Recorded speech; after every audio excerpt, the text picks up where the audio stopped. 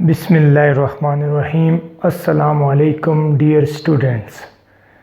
I am Sajad Hussain and you are watching my YouTube channel Physics Super King. Dear student, आज हम जो topic discuss करने जा रहे हैं वो है गॉसेस लॉ। मैंने प्रीवियस लेक्चर में डिटेल से फ्लक्स को डिफाइन किया, फ्लक्स को एक्सप्लेन किया, लेकिन उसमें एक चीज़ ऐसी थी फ्लक्स के बारे में जो गॉसेस लॉ के साथ डिस्कस करना बड़ी ज़रूरी थी। तो before going to my main topic that is Gauss's law, I am going to explain the positive, negative और zero flux through a closed surface. Dear student, देखें आपके पास ये जो है इस केस में पॉजिटिव फ्लक्स है। कैसे हम फ्लक्स फाइंड करते हैं कि वो पॉजिटिव है या नहीं है? तो जो नेट नंबर ऑफ लाइंस होती हैं उनको फाइंड करने के लिए हम एक फार्मूला लिखते हैं, number of lines leaving the surface minus number of lines entering the surface. अब लीविंग अगर ज्यादा है, माइनस एंटरिंग कम है, तो ये रिजल्ट क्या आ जाएगा? नेगेटिव आ जाएगा। तो इसको हम बोलेंगे नेगेटिव फ्लक्स। यहां पे आ जाए। अब इस केस में आप देखेंगे 1 2 3 4 लाइंस एंटर कर रही हैं, 1 2 3 4 5 6 लाइंस लीव कर रही हैं। इसका मतलब है ये जो नंबर ऑफ लाइंस एंटरिंग हम जो फाइंड करने जाएंगे, तो इससे जो एक this is a basic concept, इससे हम फ्लक्स को फाइंड करने के लिए ये एक मैंने अपने एक टेक्निक बनाई हुई है। तो अब इसमें लाइंस लीव ज़्यादा कर रही हैं और जो आपके पास एंटर हो रही हैं वो कम, तो इसका मतलब है ये फ्लक्स क्या हो जाएगा? This is positive flux. अब दूसरे मेथड से करते हैं जिस तरह मैंने फार्मूले से आपको बताया। अब यहाँ पे देखें, इस केस में जो एरिया है वो और electric field, this is electric field, ये अपोजिट डायरेक्शन में। फॉर एग्जांपल इसको मैं बोलता हूं जी फ्लक्स एंटरिंग, और इसको मैं बोलता हूं फ्लक्स लीविंग। अब होगा क्या? ये एरिया और इलेक्ट्रिक फील्ड के दरमियान आपके पास जो एंगल है वो जीरो है, तो ये पॉजिटिव आ जाएगा। और वो कौन सा हो जाएगा? नेगेटिव। जब आप नेट फ्लक्स फाइंड करेंगे तो दिस इज पॉजिटिव, ये ज्यादा है, माइनस नेगेटिव, तो टोटल रिजल्ट क्या आ जाएगा? Positive flux. इसी तरह अब अगर आप नेगेटिव की बात करें, नेगेटिव से पहले मैं आता हूं, पॉजिटिव फ्लक्स का मतलब ये है कि net number of lines leave कर रही हैं। जब net number of lines leave करें तो फ्लक्स क्या होता है? पॉजिटिव। इसका मतलब है इस सरफेस के अंदर कहीं ना कहीं source of electric field lines है, या हम कह सकते हैं यहां पे नेट पॉजिटिव चार्ज मौजूद है। इस सरफेस के अंदर अगर हम कहें तो यहां पे नेट पॉजिटिव चार्ज होगा। इसी तरह आप नेट फ्लक्स नेगेटिव की बात करते हैं। इसमें आप देखें 1 2 3 4 लाइंस एंटर हो रही हैं और लीव कितनी कर रही है? 1 2 3। अब लीव करने वाली कम है, माइनस एंटर होने वाली ज्यादा है, तो नेट रिजल्ट नेगेटिव में आ जाएगा। जब net number of lines enter हो रही है, इसका मतलब यहां पे एक लाइन जो हमारे पास बचती है जो कि एंटर हो रही है, तो ये फ्लक्स क्या होगा? नेगेटिव। तो इसका मतलब है यहां पे कहीं सिंक होगा। सिंक मीन यहां पे कोई नेगेटिव चार्ज होगा, नेट नेगेटिव चार्ज। इसी तरह अगर आप इस पे आ जाते हैं जीरो फ्लक्स पे, तो यहां पे आप देखें कि आपके पास जितनी नंबर ऑफ लाइंस एंटर हो रही हैं उतनी नंबर ऑफ लाइंस लीव कर रही हैं। तो इसका मतलब है यहां पे नेट लाइंस ना एंटर हो रही हैं ना लीव कर रही हैं, तो जो नेट फ्लक्स हो जाएगा वो क्या हो जाएगा, जीरो। अब अगर हम मैथमेटिक्स से आए, फॉर एग्जांपल इसको मैं बोलता हूं जी जो फ्लक्स एंटर हो रहा है, इसको मैं बोलता हूं फ्लक्स लीव कर रहा है। ये कौन सा होगा, नेगेटिव, और ये कौन सा होगा, पॉजिटिव। अब ये दोनों इक्वल हैं, तो टोटल नेट फ्लक्स की अगर बात करें तो जो लीव कर रहा है प्लस जो एंटर हो रहा है, तो ये फ्लक्स आपके पास ई फॉर एग्जांपल नेगेटिव है, प्लस फ्लक्स जो आपके पास लीव कर रहा है, ये दोनों इक्वल हैं, तो टोटल रिजल्ट क्या आ जाएगा, zero, because in this case flux leaving is equal to flux entering. तो दिस इज द स्टोरी। अब जैसे भी इसको फाइंड करना चाहिए, लेकिन मेरा जो टॉपिक का मकसद ये था कि अगर नंबर ऑफ लाइन से आप बताएं कि फ्लक्स कहाँ कौन सी सरफेस से पॉजिटिव होगा और कौन सी से नेगेटिव होगा, तो आप इजीली इस मेथड से इसको डिफाइन कर सकते हैं। नेट लाइंस लीव कर रही हैं पॉजिटिव, नेट लाइंस एंटर कर रहे हो रही हैं नेगेटिव, और अगर कोई लाइन ना लीव कर रही है ना एंटर हो रही है, तो उस केस में जो टोटल फ्लक्स है या नेट फ्लक्स है वो क्या हो जाएगा, जीरो हो जाएगा। अब हम अपना जो आज का हमारा मेन टॉपिक है उसकी तरफ आते हैं। वो टॉपिक है गॉसेस लॉ। सबसे पहले क्वेश्चन ये कि why Gauss's law as we have already Coulomb's law, कि हम क्यों गॉसेस लॉ को पढ़ने जा रहे हैं, क्योंकि हमारे पास एक कूलम लॉ है जिससे हम इलेक्ट्रिक फील्ड या इलेक्ट्रिक फोर्स फाइंड कर सकते हैं। यहाँ पे भी हम इससे फाइंड करेंगे ई फील्ड या हम फाइंड करेंगे इलेक्ट्रिक फोर्स। अब आपके पास कूलम लॉ है कि F for example between two point charges 1/4 pi epsilon naught Q1 Q2 divide by r squared. और अगर हम इलेक्ट्रिक फील्ड की बात करें, अगर चार्ज हमारे पास Q हो तो 1/4 pi epsilon naught Q by r squared हो जाएगा। This is the value of electric field at a distance r while using Coulomb law. अब प्रॉब्लम ये है कि हमारे पास जो कूलम लॉ है ये हमने डिफाइन किया फॉर पॉइंट चार्जेस।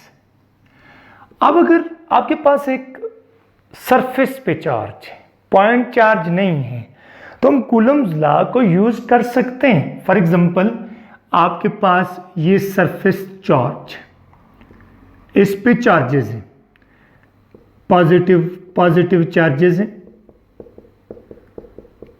तो मैं एक इस पॉइंट पे इंटरेस्टेड हूं कि इस पॉइंट P पे फील्ड फाइंड करूं।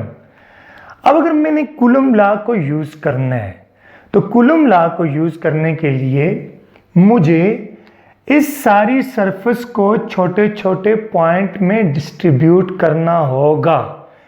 फिर हर एक चार्ज अगर वो पॉइंट चार्ज बन जाता है, उसका साइज वेरी स्मॉल होना चाहिए as compare to distance at which we are interested in finding the electric field. इसको मैं Q1 बोलता हूं, दूसरे चार्ज की वजह से Q2, तीसरे चार्ज की वजह से Q3 up to so on. अगर 100 पॉइंट चार्जेस में हम इसको डिस्ट्रीब्यूट कर देते हैं, तो इसका मतलब है हमारे पास 100 फील्ड्स आ जाएंगी। फिर electric field is a vector quantity, उसको कैलकुलेट करना, 100 वेक्टर्स को कैलकुलेट करना, उनकी मैग्नीट्यूड और डायरेक्शन को, तो ये जो हमारी मैथमेटिक्स हो जाएगी वो हो जाएगी कॉम्प्लिकेटेड। इससे बचने के लिए हम यूज करेंगे गॉसेस लॉ, और जो सिमेट्रिकल सरफेसेस होंगी उसके लिए हम आसानी से गॉसेस लॉ को यूज करके हम इलेक्ट्रिक फील्ड फाइंड कर सकते हैं। तो आप जब गॉसेस लॉ को हम डिराइव करेंगे, आप देखेंगे इतना सिंपल सा लॉ बनेगा, ना उसमें आपको सरफेस की जरूरत है, ना उसमें आपको किसी और चीज की जरूरत है, शेप कैसी होगी, वहां पे आपको सिर्फ दो चीजें चाहिए होंगी, मीडियम कौन सा है और सरफेस के अंदर चार्ज कितने हैं। इससे आप हर किस्म के प्रॉब्लम को इजीली सॉल्व कर सकते हैं, चाहे वो कितनी कॉम्प्लिकेटेड सरफेस ना हो। वो शीट ऑफ चार्ज हो, वो सिलेंडर ऑफ चार्ज हो, स्फीयर ऑफ चार्ज हो, पैरेलल प्लेट्स ऑफ चार्ज हो, तो आप आसानी से इलेक्ट्रिक फील्ड फाइंड कर सकते हैं। तो let us start from the statement of the Gauss's law. Gauss's law की जो स्टेटमेंट है वो ये है कि किसी भी क्लोज सरफेस से, मैंने आपको क्लोज सरफेस के बारे में भी डिटेल से बता दिया, फ्लक्स कैसे हम कैलकुलेट करते हैं वो भी बता दिया। किसी भी क्लोज सरफेस से जो नेट फ्लक्स होता है through a close surface is equal to 1 by epsilon naught times the total charge enclosed by the surface. अब this is the mathematical form. Total flux through a closed surface, जिस तरह की भी surface हो, is equal to 1 by epsilon naught into total charge enclosed by the surface. ये आपके पास net charge enclosed by the surface, जो surface के अंदर charge होगा by the surface. This is important. यहां से एंट्री टेस्ट में क्वेश्चन आते हैं। और दूसरी चीज है ये, दिस शोज द मीडियम, यहां पे ये फ्री स्पेस है। इसका मतलब ये है कि जो अकॉर्डिंग टू गॉसेस लॉ कि जो नेट फ्लक्स किसी भी सरफेस से जाता है वो डिपेंड करेगा उसके अंदर चार्ज कितना है और किस पे डिपेंड करेगा, मीडियम पे। मीडियम वो फ्री स्पेस है, या इसको मैं कह देता हूं कि दूसरी चीज आ जाएगी, मीडियम वो फ्री स्पेस है या कोई और मटेरियल है। तो this is the statement of Gauss's law. पहले इसको डिराइव करते हैं, फिर इससे कुछ एमसीक्यूज को डिस्कस करते हैं। तो इसकी आ जाती है डेरिवेशन, कि हम इसको डिराइव कैसे करेंगे। This was statement. Now let us derive this Gauss's law for a special surface. Derivation, अगर हम इसको डिराइव करें तो हम इसको बिल्कुल एक सिंपल वे पे डिराइव कर सकते हैं। अब होगा क्या, देखो लॉ को कैसे डिराइव किया जाता है। गॉसेस कहते हैं कि एक आप सरफेस ले लो, उसके अंदर एक चार्ज रखो, आप सारा फ्लक्स उस सरफेस से कैलकुलेट करो, और मैं कहता हूं, गॉसेस कह रहा है कि उसका जो आंसर होगा वो होगा 1 by epsilon naught into Q। अब हमने क्या करना है, देखना है कि गॉसेस लॉ का ठीक है या नहीं। उसको डिराइव करने के लिए हमने एक लेनी है सरफेस, फिर उससे टोटल फ्लक्स को फाइंड करना है, उसके अंदर एक चार्ज रखना है, टोटल फ्लक्स को फाइंड करना है, देखेंगे हम वो आ जाएगा 1 by epsilon naught into total charge। Let us consider spherical surface. ये मैंने स्फेरिकल सरफेस इसलिए लिए कि स्फीयर को स्फेरिकल सरफेस, क्योंकि स्फीयर की जो डायमेंशंस हैं उनके बारे में हमें पता है, क्योंकि गॉसेस लॉ में एरिया यूज होगा। At the end of the derivation हम देखेंगे कि बीच में कोई एरिया वगैरह नहीं आया, लेकिन हमने स्टार्ट करना है एरिया से। स्फेरिकल सरफेस ले ली, उसके सेंटर में मैंने एक पॉजिटिव क्यू चार्ज रख दिया। This is a positive charge that is placed at the centre of spherical surface. इसके सेंटर पे मैंने रखा हुआ है। This is positive plus Q charge. पहले मैं पॉइंट चार्ज ले रहा हूं। इस पॉइंट चार्ज के लिए गॉसेस लॉ को डिराइव करूंगा, फिर एक क्लोज सरफेस के लिए एनी शेप, कोई भी शेप हो सकती है, तो हम आसानी के लिए डेरिवेशन के लिए ये सरफेस यूज करते हैं।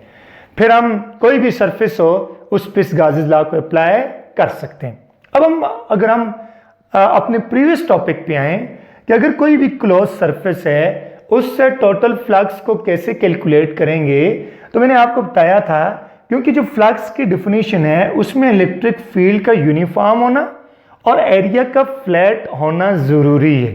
तो पहले मैंने इस स्फीयर को छोटे छोटे पीसेस में, पैचेस में कन्वर्ट कर दिया। इन पैचेस का अगर आप देखें तो ये फ्लैट एरिया बन गए और इलेक्ट्रिक फील्ड भी इन पे यूनिफॉर्म होगी। तो इसका मतलब है कि मैं अब इस पे इलेक्ट्रिक फ्लक्स की डेफिनेशन अप्लाई कर सकता हूं, इस पे इलेक्ट्रिक फ्लक्स की डेफिनेशन अप्लाई कर सकता हूं, इस पे इलेक्ट्रिक फ्लक्स की डेफिनेशन अप्लाई कर सकता हूं। तो मेरे पास अगर मैं फ्लक्स की बात करूं तो मेरे पास जो ये सरफेस है इसका फ्लक्स हो जाएगा φ1, this is electric flux, that is equal to E1 dot delta A1. Delta A1 mean this is differential area. This is the part of the total surface area of the sphere. This is like a ball. Football, उसके mid पे आपने एक charge रखना है।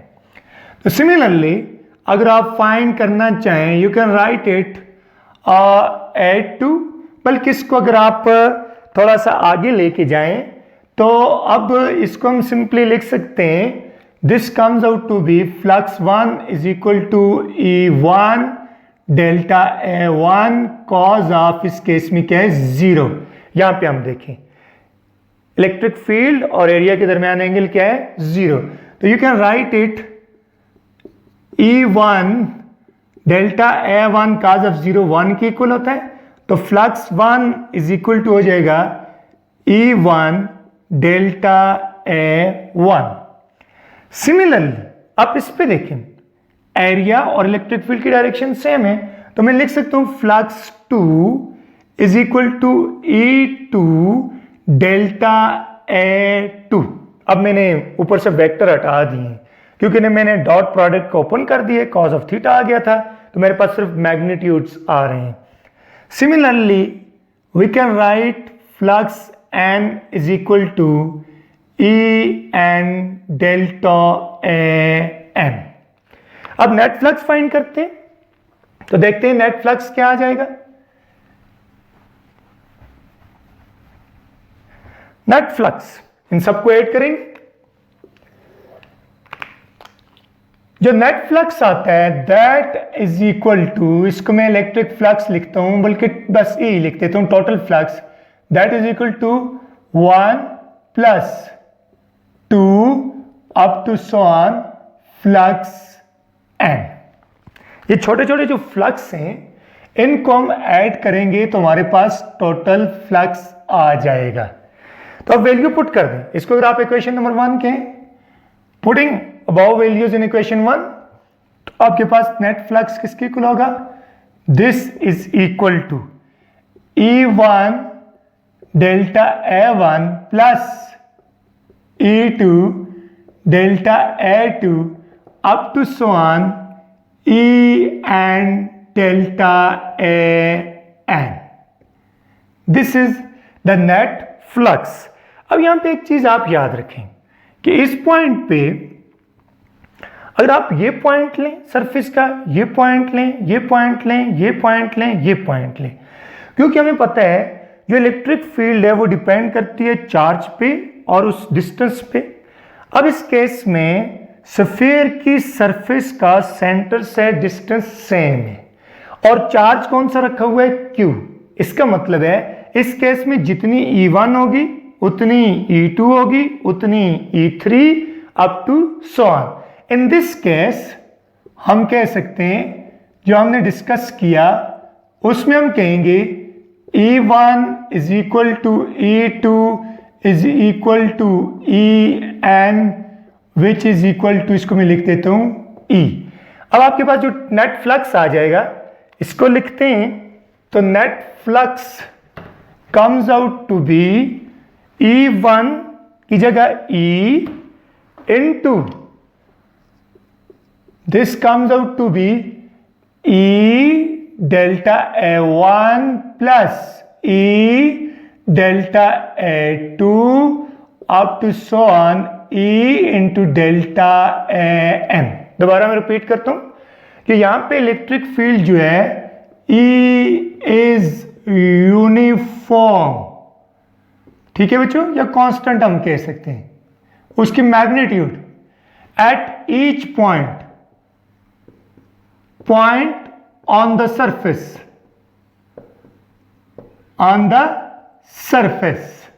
तो अब हम इसको क्या लिख सकते हैं, अगर आप ए को कॉमन ले लें तो net flux is equal two is common delta A1 plus delta A2 up to so on delta AN, or simply speaking we can write it flux E is equal to E into summation of delta A।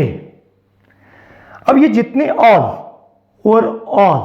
जितने भी हमने area के differential elements बनाए थे उन सब को हम सम कर लेंगे। अब हमें पता है अगर आपके पास फुटबॉल है उसके आप छोटे छोटे टुकड़े बना दें, दोबारा उनको जोड़ेंगे तो उसका टोटल एरिया बनेगा। तो फॉर स्फीयर आप लिख सकते हैं summation of delta A equal to surface area and that is equal to 4 pi r square. इसको अगर आप इक्वेशन नंबर 2 कह दें। सिमिलरली अगर आप इलेक्ट्रिक फील्ड की बात करें तो electric field is written as 1/4 pi epsilon naught Q by r squared, where r is the radius of the sphere, its radius is r। अब अगर आप ये वैल्यू उठा के क्वेश्चन 2 में पुट करें तो आपके पास डेरिवेशन आ जाएगी। Putting all these values in equation number 2, putting all these values in equation number 2, आपके पास क्या रिजल्ट हो जाएगा, total flux is equal to 1/4 pi epsilon naught Q by r squared into 4 pi r squared. 4 pi is cancelled out with 4 pi, r squared is cancelled out with r squared. So we are left with 1 by epsilon naught into Q, which is one of the statement of Gauss's law। तो अब यहां पे आप देख सकते हैं कि जो फ्लक्स है वो किस पे डिपेंड करेगा, depends upon number 1 charge enclosed, ये नेट होना चाहिए, यहां पे पॉजिटिव और नेगेटिव भी आ सकते हैं। Number 2 medium. तो this is the derivation of Gauss's law when there is a point charge Q inside a surface। अब हम आते हैं कि अगर आपके पास एक क्लोज्ड सरफेस हो, एनी शेप, उसकी कोई शेप भी हो, फिर Gauss's लॉ क्या हो जाएगा। ये तो मैंने स्पेशल केस किया स्फीयर के लिए, लेकिन जो मेरे पास लास्ट में रिजल्ट आ गया उस रिजल्ट से हमें ये पता चला कि जो Gauss's लॉ है, जो फ्लक्स है Gauss's लॉ के मुताबिक, वो सरफेस की शेप पे डिपेंड नहीं करता, साइज पे डिपेंड नहीं करता। तो इसका मतलब ये है कि हम किसी और सरफेस के लिए अगर डिराइव करना चाहें तो इसी स्टेटमेंट को यूज करके हम डिराइव कर सकते हैं। अब हम कंसिडर करते हैं कि आपके पास एक बॉडी है या क्लोज सरफेस है जिसके अंदर बहुत से पॉइंट चार्जेस हैं। Let us consider this surface having charge Q1, Q2 up to so on Qn। अब हम देखते हैं कि इसके लिए हम Gauss's लॉ को कैसे डिस्कस करेंगे। अब देखें, हमारे पास सिर्फ ये अगर पॉइंट चार्ज Q हो तो एक फार्मूला हमने डिराइव की है। अगर सिर्फ इस चार्ज को लें, पहले इस चार्ज को लेते हैं, अब इसके लिए डेरिवेशन की जरूरत नहीं है, हम ऑलरेडी डिराइव कर चुके हैं। फिर इसके लिए वो फार्मूला यूज करेंगे, फिर इन सारे चार्जेस के लिए यूज करके सबको ऐड करेंगे तो आपके पास टोटल फ्लक्स आ जाएगा, और ये टोटल चार्जेस की वजह से। अब according to Gauss's law, according to Gauss's law, you can write flux due to this point charge Q1 phi1 that is equal to 1 by epsilon naught into Q1. Similarly, flux 2 is equal to 1 by epsilon naught into Q2 up to so on. Flux n equal to 1 by epsilon naught into Qn. अब net flux क्या आ जाएगा? Net flux electric flux is equal to phi1 plus phi2 up to phi n. Value put कर दे, इसको equation 1 कह दे, ऊपर वाली सारी इसमें वैल्यू पुट करें तो you are left with 1 by epsilon naught Q1 plus 1 by epsilon naught Q2 up to 1 by epsilon naught Qn. अब ये सारी चीजें हम फ्री स्पेस के लिए कर रहे हैं, तो आपके पास flux comes out to be 1 by epsilon naught, इसमें कॉमन ले लें, Q1 plus Q2 up to Qn. लेकिन याद रखना यहां पे जब आप इन चार्जेस को ऐड करेंगे तो इनके साइंस को इंक्लूड करना होगा। जो नेगेटिव है नेगेटिव लिखना होगा, जो पॉजिटिव है पॉजिटिव लिखना होगा। तो अगर इसको मैं लिखूं तो फ्लक्स में लिख सकता हूं that is equal to 1 by epsilon naught into capital Q. Capital Q जो है वो टोटल चार्ज है enclosed by the surface. This is Qn. तो this is another statement of Gauss's law. तो आप इसको कह सकते हैं the total flux through any close surface is equal to 1 by epsilon naught into total charge enclosed by the surface. तो dear student, उम्मीद है कि आपके कुछ कंसेप्ट्स क्लियर हुए होंगे। तो मैं at the end of chapter सारे टॉपिक्स से उनकी ट्रिक्स भी बताऊंगा और डिटेल से उनके क्वेश्चन भी करवाऊंगा। अब मैं ट्रिक्स डायरेक्टली याद करवा के क्वेश्चन नहीं करवाना चाहता, चीज़ों को थोड़ा कंसेप्चुअली सीखें। ये आपको अगर मेडिकल इंजीनियरिंग में आप नहीं भी जाते तो आपकी एक आदत बनेगी कि चीज़ों को कंसेप्चुअली सीखना। जब आपके कंसेप्ट बनेंगे तो क्वेश्चन वहीं से ही आते हैं। आप CSS कर सकते हैं, फोर्सेस में जा सकते हैं, लेकिन कंसेप्ट्स बहुत ज़रूरी हैं। वही पुराने वाले रट्टा ओल्ड स्टाइल टीचिंग और ओल्ड स्टाइल लर्निंग वो ठीक नहीं है। तो इसलिए पहले आप कंसेप्ट बनाएं। बहुत से स्टूडेंट कहते हैं कि डायरेक्टली टेक्निक बताएं, तो फिर भी आप याद करेंगे, आप फिजिक्स तो नहीं सीख सकते। लेकिन अगर आपके कंसेप्ट्स क्लियर हैं तो इन ही स्टेटमेंट से, इन ही कंसेप्ट से मैं आपको सारे क्वेश्चन सॉल्व करके दूंगा। और जिन लोगों ने मेरा जो YouTube चैनल है फिजिक्स सुपर किंग के नाम से सब्सक्राइब नहीं किया, वो सब्सक्राइब कर लें। Thank you.